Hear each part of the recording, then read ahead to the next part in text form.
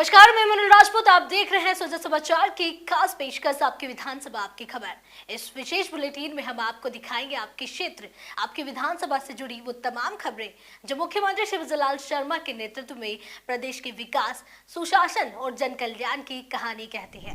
प्रधानमंत्री श्री नरेंद्र मोदी की थीम खेलो India fit India के तहत शेरगढ़ विधानसभा क्षेत्र की सभी ग्राम पंचायतों में 5 दिवसीय खेल महोत्सव की शुरुआत हो गई है। शेरगढ़ कस्बे में ग्राम पंचायत स्थानीय निवासी श्री महेंद्र सिंह ने ध्वजारोहण कर खेल प्रतियोगिताओं का शुभारंभ किया। श्री लक्ष्मी नारायण सोनी ने खिलाड़ियों को खेल भावना से खेलने की शपथ दिलाई। इस मौके पर छात्राओं ने स्वागत गीत प्रस्तुत किया और वॉलीबॉल का फ्रेंडली मैच ग्रामवासियों और छात्रों के बीच खेला गया। फिल्म निर्माता और अभिनेता फरहान अख्तर अभिनेत्री राशि खन्ना के साथ जोधपुर पहुंचे और 1962 के भारत चीन युद्ध के वीर मेजर शैतान सिंह के स्मारक पर पुष्प अर्पित कर उन्हें श्रद्धांजलि दी। फरहान ने बताया कि उनकी आने वाली फिल्म 120 बहादुर सिर्फ युद्ध की कहानी नहीं, बल्कि उन 120 बहादुर भारतीय सैनिकों की श्रद्धांजलि है जिन्होंने रेजांगला की लड़ाई में अपनी जान की बाजी लगाई। फरहान अख्तर इस फिल्म में मेजर शैतान सिंह का किरदार निभाएंगे। फिल्म की कहानी हिम्मत, जज्बे और देशभक्ति की मिसाल पेश करती है। फिल्म को रजनीश रेजी घई ने निर्देशित किया है और यह एक्सेल एंटरटेनमेंट की प्रस्तुति में 21 नवंबर 2025 को रिलीज होगी। उनकी जो पर्सनैलिटी थी बिल्कुल अलग थी, ऑफ कोर्स, तो अलग इंसान है, तो उनके जर्नी भी बहुत, जो सफ़र था उनका ज़िंदगी में अलग था। लेकिन एक चीज़ तो मतलब कॉमन थी दोनों में, वो देश से प्यार और देश का नाम ऊंचा करना है। ये एक जज्बा जो था वो दोनों में बिल्कुल सही था और अपनी ज़िंदगी से ज़्यादा, अपने एफर्ट से ज़्यादा जो भी बलिदान करना है वो कर सकते थे देश के लिए। तो ये एक चीज़ थी जो बहुत कॉमन थी। तो फिल्म बन रही है मेरे दादाजी के ऊपर। मैं चाहती हूँ कि जोधपुर वासी सब उस फिल्म को जाके देखें कि किस शौर्य से उन्होंने हमारी देश की रक्षा करी। लद्दाख जहाँ सांस लेने की बहुत मुश्किल है, ऐसी ठंड में इतने गर्म प्रदेश के वासी वहाँ उन्होंने किस तरीके से लड़ाई करी, ये सब आप जाके इस पिक्चर से देखिए। भारतीय तिलहन अनुसंधान संस्थान हैदराबाद के निदेशक डॉक्टर R.K. माथुर ने कहा कि पश्चिमी राजस्थान के किसानों के लिए कृषि और पशुपालन से होने वाले उत्पादों का मूल्य संवर्धन कर आय बढ़ा जा सकती है। उन्होंने उदाहरण देते हुए बताया कि तिलहनी फसलों से तेल निकालने के बाद बचे उत्पाद से पशु आहार और जैविक खाद्य बनाकर आय उत्पन्न की जा सकती है। डॉक्टर माथुर ने यह बात कृषि विश्वविद्यालय के किसान कौशल विकास केंद्र में 7 दिवसीय प्रशिक्षण कार्यक्रम में वैज्ञानिक तरीके से बकरी पालन के समापन समारोह में कही।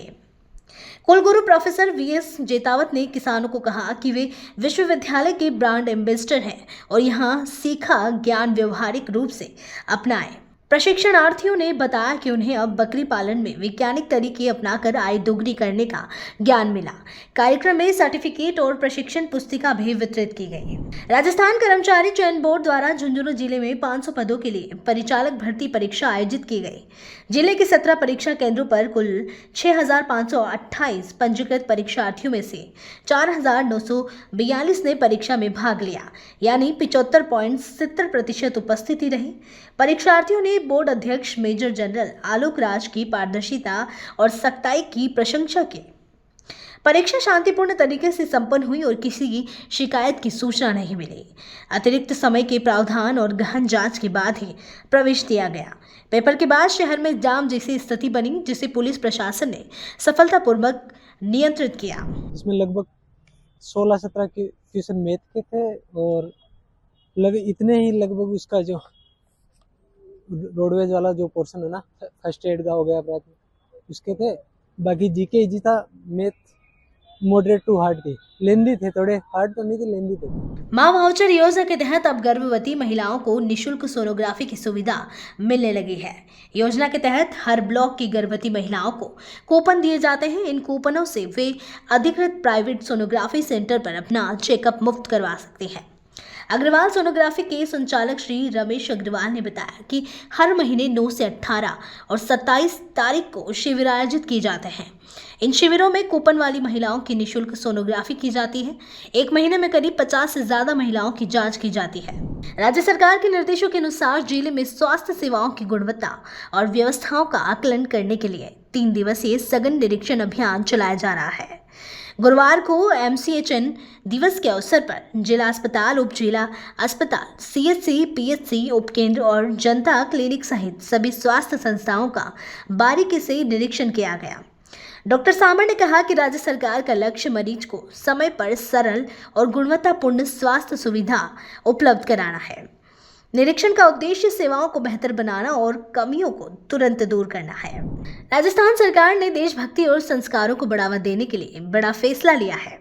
अब प्रदेश के सभी सरकारी दफ्तरों, स्कूलों, कॉलेजों और मदरसों में भी सुबह की शुरुआत वंदे मातरम के साथ होगी। शिक्षा मंत्री श्री मदन दिलावर ने कहा, वंदे मातरम कोई गीत नहीं, भारत की आत्मा है।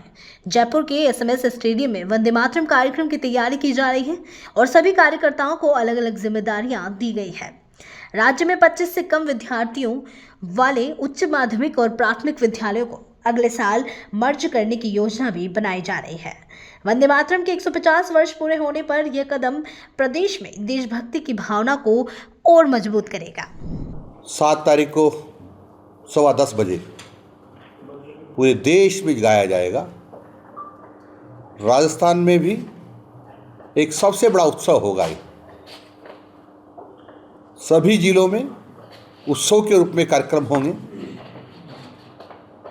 सभी विद्यालयों में होंगे और जिला मुख्यालय पर सार्वजनिक कार्यक्रम होंगे। यहाँ जयपुर में एक बड़ा कार्यक्रम होने वाला है, जिसके साक्षी आप सब लोग बनने वाले हैं। जयपुर में विशेष 50,000 से ज़्यादा लोग इस कार्यक्रम में रहेंगे। माननीय मुख्यमंत्री जी रहेंगे, हमारे यशस्वी प्रदेश अध्यक्ष जी रहेंगे, सभी मंत्रिमंडल के सभी मंत्रीगण रहेंगे, विधायक रहेंगे, जनप्रतिनिधि रहेंगे, सभी विचार परिवार के लोग इसमें रहेंगे, सभी संगठन के लोग रहेंगे, स्टूडेंट्स रहेंगे और राजस्थान के यशस्वी मुख्यमंत्री जी के द्वारा पैरा ओलंपिक में विजेताओं को पुरस्कार दिया जाएगा। मुख्यमंत्री जी के द्वारा स्वदेशी की शपथ दिलाई जाएगी। विशेष बात है, 1000 से ज़्यादा कलाकार राजस्थान के कलाकार वंदे मातरम गीत का एक साथ गायन करेंगे। सुबह की शुरुआत अब सरकारी विद्यालय और सरकारी संस्था और मदरसों में वंदे मातरम के साथ होगी। 7 नवंबर से पूरे प्रदेश भर में वंदे मातरम के साथ शुरुआत की जाएगी। मुख्यमंत्री श्री भजनलाल शर्मा के निर्देशन पर शिक्षा मंत्री श्री मदन दिलावर ने कहा है कि 7 नवंबर से सभी सरकारी संस्थाओं में सुबह की जो शुरुआत होगी वो वंदे मातरम के साथ होगी।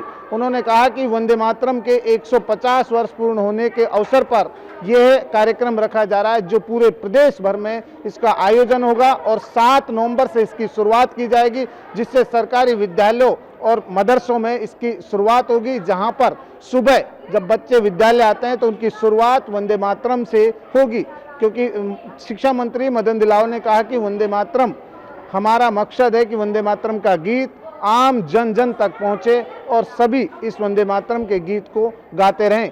तो इसकी शुरुआत अभी शिक्षा विभाग, मदरसों और सरकारी कार्यालयों से की जा रही है। कैमरामैन राजेश पारिक के साथ सुजत समाचार से मलखान मीणा।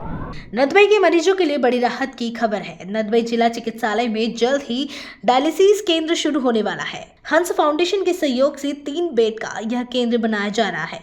करीब 70 लाख रुपए की लागत से बने इस केंद्र में मरीजों को निःशुल्क डायलिसिस और दवाइयों की सुविधा मिलेगी।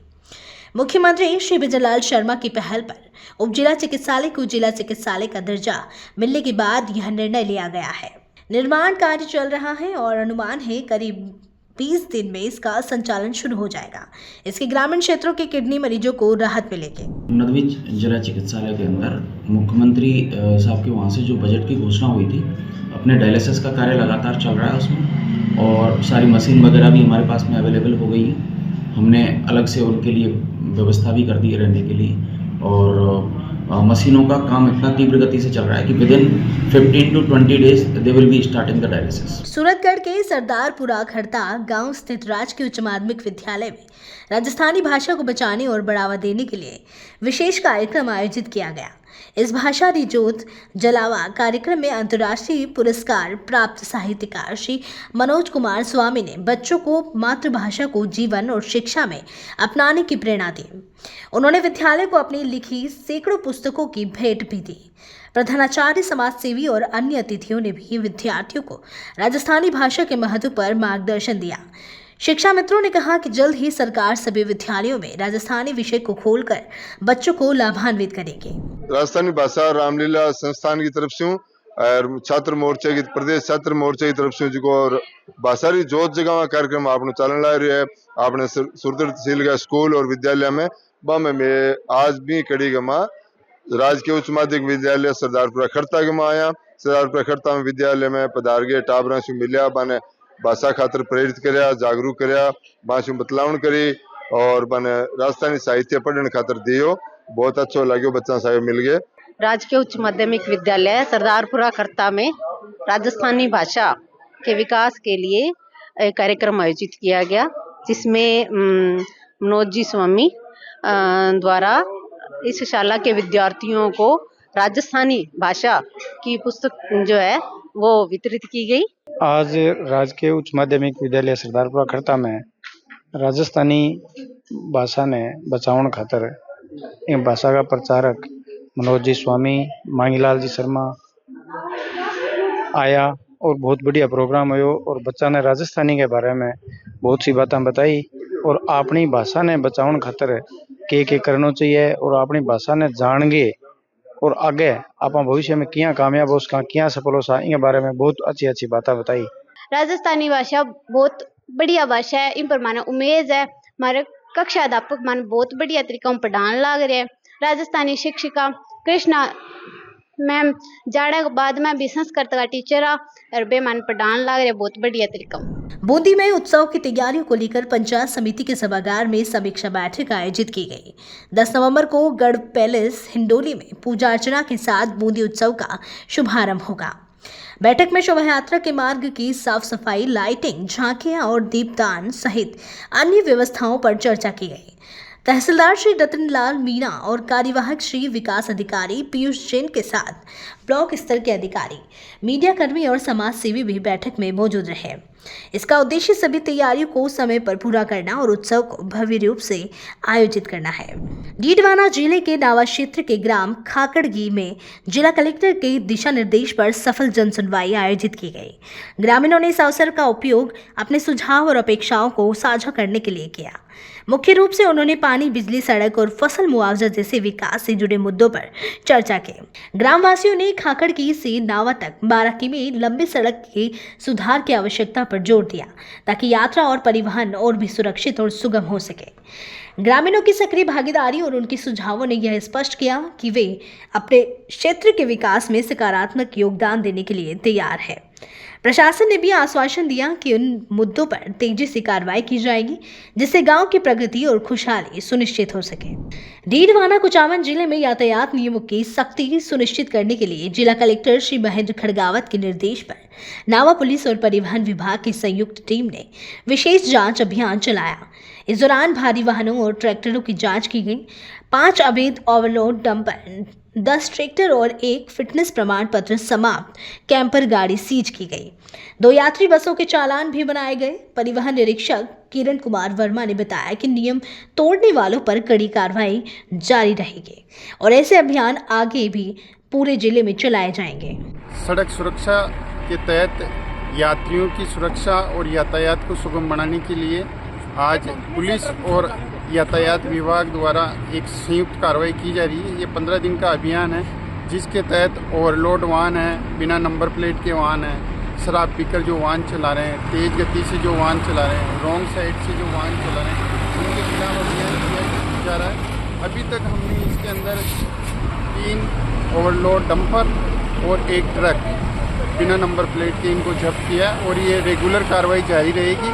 ये कार्रवाई आज सुबह 11 बजे से चालू है, जिसके अंतर्गत हमने अब तक 5 ओवरलोड गाड़ियां जिनके अंदर आगे पीछे नंबर प्लेट प्रॉपर नहीं थी और जो अपने माल को ऊपर से ढक के नहीं चल रहे हैं तथा बहुत ही ज़्यादा क्षमता से अधिक माल का परिवहन कर रहे हैं, इन सभी वाहनों को हमने नावा पुलिस थाना में पुलिस की संयुक्त जांच टीम के साथ जब्त किया है। इसके अलावा जो भी बसें हैं, जो बस छत के ऊपर पैसेंजर्स बिठाकर ट्रैवल कर रही हैं, उनके परमिट सस्पेंशन की कार्रवाई करी। ऐसे अब तक बसों के 2 चालान बन चुके हैं, 5 डंपर सीज हो चुके हैं। इसके अलावा जो जनरल ऑफेंस है रोड सेफ्टी के related, seat belt, over speeding, उनके भी अब तक 6 चालान हो चुके हैं। तो सुबह से लेकर अब तक तकरीबन 15 चालान और 6 जब्तियां हो चुकी हैं। फलासी पंचायत समिति में जिला परिषद सीईओ सुश्री रिया डाबी ने विकास कार्यों की प्रगति की समीक्षा बैठक ली। बैठक में आसपास के क्षेत्रों के विकास अधिकारी, सहायक अभियंता, योजना प्रभारी और अन्य विभागीय अधिकारी मौजूद रहे।